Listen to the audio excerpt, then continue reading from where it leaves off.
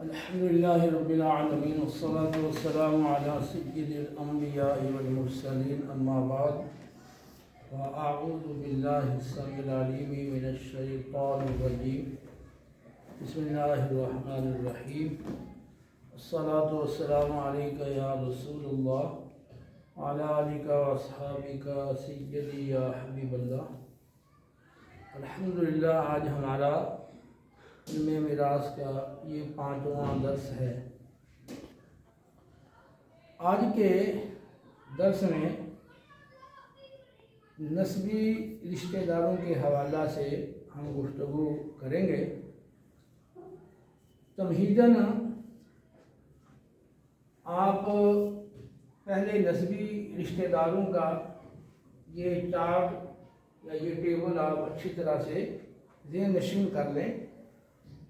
اس کا آپ کو کیا فائدہ ہوگا میں یہ سمجھانے کے بعد پھر آپ کو وہ بتاؤں گا، اور بہت یہ اہم گفتگو ہے اور نہایت اہم یہ درس ہے، اور اس کو سمجھنے کے بعد آپ اس قابل ہو سکیں گے کہ آپ پہچان کر سکیں کہ کن دو مرد اور عورت کے مابین نکاح حرام ہے اور کن دو کے مابین نکاح جائز ہے۔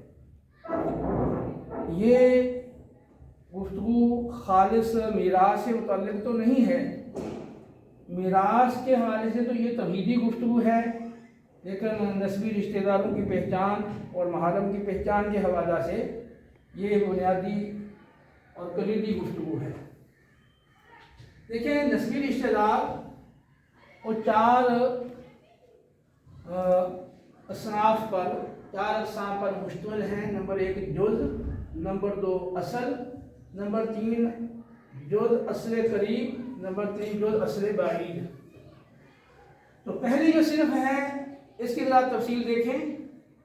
جز وہ انسان کی اولاد کہلاتی ہے، ہاں مرد ہے ہاں عورت ہے۔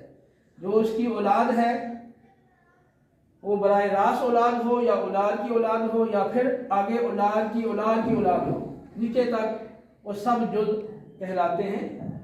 تو جز میں اول نمبر کیا ہوگا؟ بیٹا بیٹی، پھر بیٹے کی اولاد پوتا پوتی، اور بیٹی کی اولاد نواسا نواسی، پھر آگے پوتا اور پوتی ان کی اولاد، پھر نواسا نواسی کی اولاد، آگے تک یہ سلسلہ یہ جاری رہے گا۔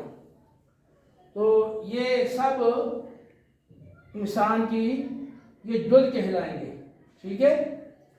دوسرے نمبر پر اصل۔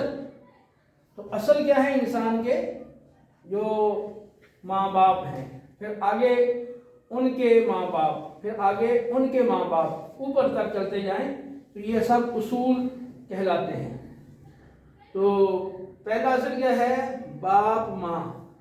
پھر باپ کے جو ماں باپ ہیں وہ ہیں دادا دادی، ماں کے ماں باپ وہ ہیں نانا نانی، پھر دادا کے ماں باپ، پھر دادی کے ماں باپ، نانا کے ماں باپ، نانی کے ماں باپ، یہ اوپر کا سلسلہ آگے چلتا رہے گا۔ یہ سب اصل کہلاتے ہیں، ٹھیک ہے۔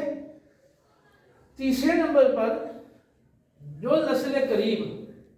دیکھیں، ماں باپ یہ جز اصل قریب، یہ اصل قریب ہے ماں باپ، براہ راست انسان کا اصل یہ ہے۔ تو اب ماں باپ جز اصل قریب، ان کی آگے جو اولاد ہے وہ آگے تک سلسلہ وہ چلتا جائے۔ تو ماں باپ کی جو اولاد ہے وہ کیا ہوتی ہے؟ بھائی بہن، اور پھر بھائی کی اولاد کیا ہوگی؟ بھتیجا بھتیجی، اور بہن کی اولاد بھانجا بھانجی، پھر آگے بھتیجا کی اولاد، ٹھیک ہے، پھر بھتیجی کی اولاد، پھر بھانجے کی اولاد، پھر بھانجی کی اولاد۔ اچھا، یاد رہے کہ یہاں پر بھائی سے مراد وہ حقیقی بھائی ہو، یعنی سگا بھائی، ماں اور باپ دونوں کے لحاظ سے وہ بھائی ہے، یعنی ماں اور باپ شریکہ بھائی، اور اسی طرح جن دونوں کا باپ صرف ایک ہے اس کو کہتے ہیں الاتی بھائی یا پدری بھائی یا باپ شریکہ بھائی۔ اور تیسرا آتا ہے کہ صرف ماں دونوں کی ایک ہے، تو उसको मादरी भाई भी कह सकते हैं और अखियाफी भाई भी और माँ शरीका भाई भी कह सकते हैं। तो यहाँ भाई की तीनों सूरतें होंगी, इस तरह बहन की भी तीनों शक्लें होंगी कि वो बहन हकीकी हो या अलाती हो या खियाफी। इसी तरह भतीजा भतीजी भांजा भांजी इनमें ये तीनों कैटेगरीज आएंगी, हकीकी हो, अलाती हो, अखियाफी हो। ऊपर वाली जो दो किस्में हैं ना, उनमें ये हकीकी ही होता है जुज़ या असल, वो अलाती या खियाफी नहीं होता। लेकिन तीसरी किस्म में ये तीनों तरह के रिश्ते आएंगे, हकीकी, अलाती, खियाफी, ठीक है, और वो तीनों यहाँ मुराद हैं। उसके बाद है जुज़ असले बईद, तो माँ बाप जो असले करीब थे और आगे जो आ रहे हैं ये असले बईद हैं, ये सब। तो असले बईद की जुज़ असले बईद 4 नंबर। तो देखें माँ बाप के अलावा जो आगे है मसलन दादा दादी, ठीक है, और नाना नानी, तो इनकी जो औलाद होगी, इनकी जो जुज़ होगी, तो उसको क्या कहेंगे आप? मतलब माँ दादा जो है या अपना दादा और दादी, इनकी जो जुज़ है, इनकी जो औलाद है, इनकी जो बेटा बेटी हैं दादा दादी के, वो क्या होते हैं? इंसान के चचा और फूफी होते हैं, ठीक है, चचा फूफी। और नाना नानी की औलाद वो क्या होगी? मामू खाला।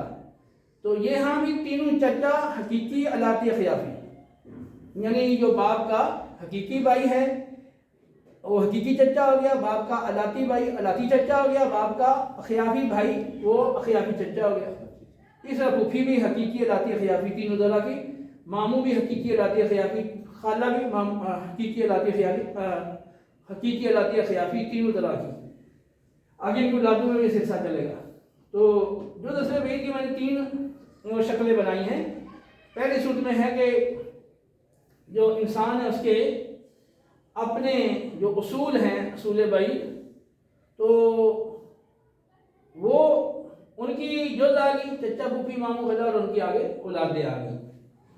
दूसरे नंबर पर फिर यही रिश्ते चचा फूफी मामू खाला उसूल करीब के, उसूल करीब में क्या आता है?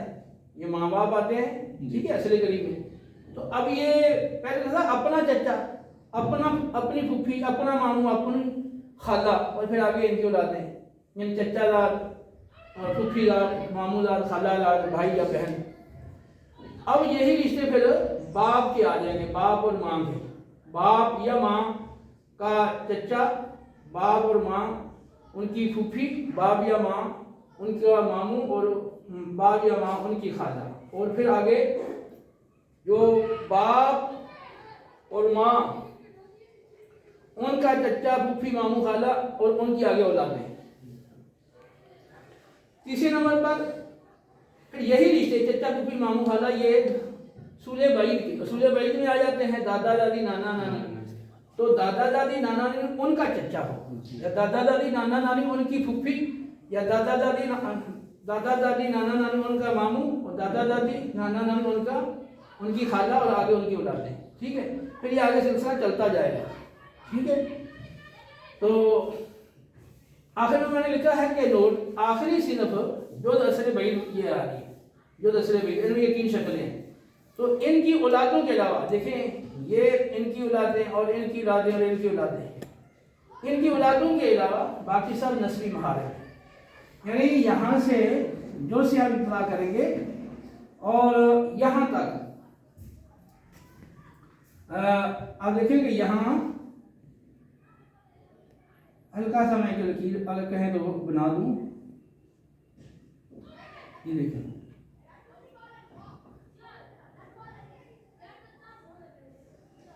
तो इससे पहले ठीक है, ये औलादें निकाल दें, यानी अपना चचादार, फूफीदार, मामूदार, खालादार, या वालिदैन का चचादार, फूफीदार, मामूदार, खालादार, या फिर दादा दादी नाना नानी, ठीक है, उनकी जो है चचादार, फूफीदार, मामूदार, खालादार, भाई या बहन, इनको निकाल के बाकी ये सारे ऊपर क्या हैं? ये सब महारे, ये सब आपस में महारे में, और नस्बी महारे में, इसलिए इनका निकाह हमेशा के लिए आपस में जायज नहीं है, ठीक है। मिसाल के तौर पे आप कोई भी आप जो मतलब मर्द है तो मर्द के जो महारम औरतें होंगी वो इसमें क्या आएगी, बेटी, पोती, नवासी। और असल में औरतें कौन सी आएंगी, माँ, दादी, नानी। यहाँ का बहन, भतीजी, भांजी। यहाँ आ जाएगी फूफी, खाला, ठीक है। और आगे भी इनकी फूफी, खाला। ये जो औरतें आएंगी इसमें, ये मर्द की महारम औरतें हैं। इसी तरह जो औरत है उसके लिए जो मर्द महारम है तो वो कौन से होंगे, जो में आएगा बेटा, पोता, नवासा। असल में आएगा बाप, दादा, नाना।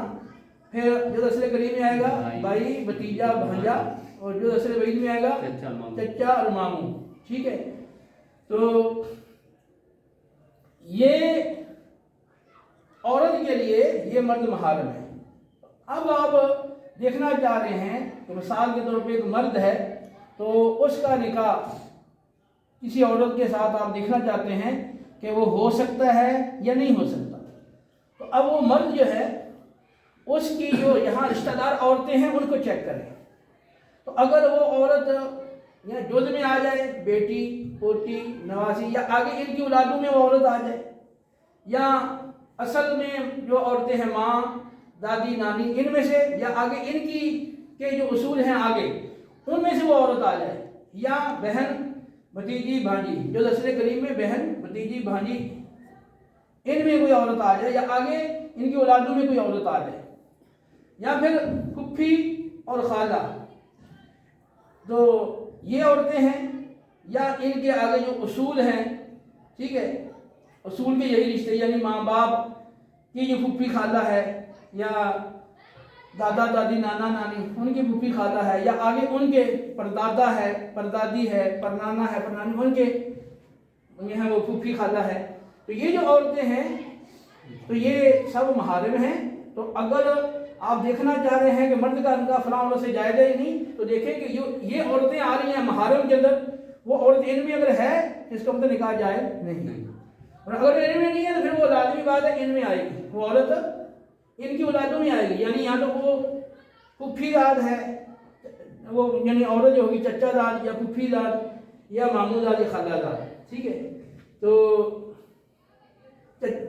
चचा की बेटी, या फूफी की बेटी, या मामू की बेटी, या खाला की बेटी, आगे नीचे जो है ये सारी जो औलादें हैं इनकी, इनमें वो औरत आएगी। तो इसका मतलब वो महरम नहीं है, नस्बी रिश्ता तो है लेकिन महरम नहीं है, उसे निकाह जायज़ होगा।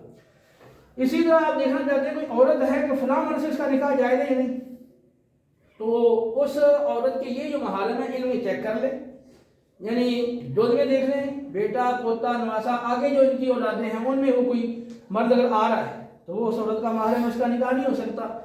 असल में जो मर्द आ रहे हैं बाप है, दादा है, नाना है, आगे इनके उसूल में आगे मजीद जो मर्द आ रहे हैं तो उसका निकाह भी औरत से नहीं हो सकता। इसका भाई है, भतीजा है, भांजा है, आगे इनकी औलादों में जो मर्द आ रहे हैं वो उस औरत के महरम है, उनसे निकाह नहीं हो सकता। चचा है, मामू है, ठीक है। और भाई में ये है भतीजा और भांजा हकीकी लाती खियाफी तीनों, चचा और मामू ये भी हकीकी लाती खियाफी तीनों। तो इनमें या अगले जो यही रिश्ते उसूल करीब के, यही रिश्ते उसूल बैद के, इनमें अगर वो मर्द आ जाए तो उसका निकाह नहीं हो सकेगा। और अगर वो नस्बी रिश्तेदार है, अगर वो इनमें नहीं आ रहा, महरम नहीं बन रहा, जो गैर महरम है, फिर उनमें वो आएगा और उसका निकाह हो सकेगा, ठीक है।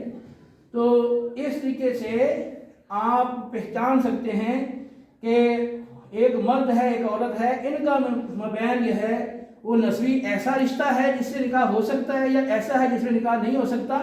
आप इस टेबल से आसानी से पहचान सकते हैं। वैसे महारम को जो याद रखना वो उसमें दुश्वारी होती है कि सारे महारम जो है ना वो लफ्ज़ ज़हन में वो नहीं आ सकते। आप किताबों में देखेंगे तो आपको 7 औरतें महारम मिलेंगी कि माँ, बेटी, बहन और भतीजी, बाजी, फूफी, खाला, ठीक है, ये 7 औरतें हैं। फिर आगे इनकी डिटेल बयान करनी पड़ेगी कि माँ में ये दादी नानी भी दाखिल है, और इसी तरह बेटी में पोती नवासी भी दाखिल है। फिर बहन में बहन तो उसमें हकीकी लाती खियाफी तीनों तरह की बहनें हैं। फिर भतीजी वो भी तीनों तरह की हैं, हकीकी लाती खियाफी, भांजी भी हकीकी लाती खियाफी तीनों तरह की हैं। और फिर आगे जाएंगे तो फूफी हकीकी लाती खियाफी, खाला हकीकी लाती खियाफी, ये तफसील आपको बयान करना पड़ती है। इसी तरह औरत के साथ मर्द महरम है तो बाप और बेटा, भाई, اور بھتیجا بھانجا چچا ماموں. تو اس میں بھی ڈیٹیل بتانی پڑے گی کہ باپ میں دادا نانا دونوں داخل ہیں، بیٹے میں پوتا نواسا دونوں داخل ہیں، اور پھر بھائی میں حقیقی لاتے اخیافی تینوں بھائی ہیں، اور بھتیجا اور بھانجا یہ بھی حقیقی لاتے اخیافی تینوں میں سے کوئی بھی ہو. اسی طرح چچا ہے حقیقی لاتے اخیافی یا وہ ماموں ہے حقیقی لاتے اخیافی. تو یہ 7 جو ہے نا وہ مرد ہیں وہ عورت کے لیے محرم ہے، اور 7 عورتیں وہ مرد کے لیے محرم ہیں. تو اس میں پھر یہ پورا نقشہ دین میں نہیں آتا، لیکن اس ٹیبل سے سارے محرم کا یک لفظ نقشہ آپ کے دل میں بیٹھ جاتا ہے، اور پھر یہاں آپ کو تلاش کرنا بالکل آسان ہوتا ہے. تھوڑا سا آپ ان کے رشتے پہ غور کر لیں کہ اگر 2 مرد اور عورت آپس میں ان کا رشتہ ہے تو وہ رشتہ دیکھیں کون سا رشتہ ہے. وہ رشتہ جز والا ہے یا اصل والا ہے یا جز اصل قریب والا ہے جز اصل بعید والا ہے.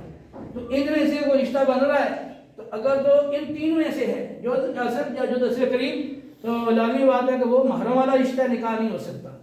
اگر جو دسل بعید میں آ رہا ہے تو اس میں دیکھنا پڑے گا کہ یہ جو چچا پھوپھی ماموں خالہ ہیں اپنے ہیں یا اصول کے ہیں، وہ ان میں اگر آ رہا ہے یا ان کی اولادوں میں آ رہا ہے. ان میں ہے تو وہ محرم ہے، اولادوں میں آ رہا ہے تو وہ غیر محرم ہے. ٹھیک ہے، تو اس نقشے کو آپ اچھی طرح ذہن میں بٹھا لیں. اور اس سے آگے ہم میراث کے حوالے سے جو اصحاب فرائض ہیں وہ بھی انہی میں سے ہم نکالیں گے، اور جو اسباط ہیں ٹھیک ہے وہ بھی انہی میں سے نکالیں گے، جو ذوی الارحام ہیں وہ انہی میں سے نکالیں گے. تو میراث کے اندر جو رشتہ دار وارث بنتے ہیں وہ اصحاب فرائض ہوتے ہیں یا اسباط ہوتے ہیں یا ذوی الارحام ہوتے ہیں. تو وہ تینوں جو ہیں وہ اس کے اندر موجود ہیں. ٹھیک ہے، پھر ساتھ ساتھ ایک اور ہم ضمنی بحث کریں گے، وہ میں انشاءاللہ اگلے درس میں کروں گا، کہ جو اس نسب کی جہت سے وہ حرام ہیں وہ رداد کی جہت سے بھی حرام ہیں. تو ان میں سے کون سے رشتے ہیں مستثنا ہیں اس کو میں اگلے درس میں انشاءاللہ اور ذکر کروں گا. اس نقشے کو آپ اچھی طرح ذہن میں وہ بٹھا لیں تاکہ ایک تو نکاح کے حوالے سے اور محرم ہونے یا غیر محرم ہونے کے حوالے سے وہ آپ کے لیے آسانی ہو رہا، آپ اچھی طرح سے پہچان کر سکیں، اور دوسرا نسبی رشتہ دار ان کے بارے میں آپ اچھی طرح سے سمجھ سکیں کہ نسبی رشتہ داروں میں کون سے رشتہ دار آتے ہیں.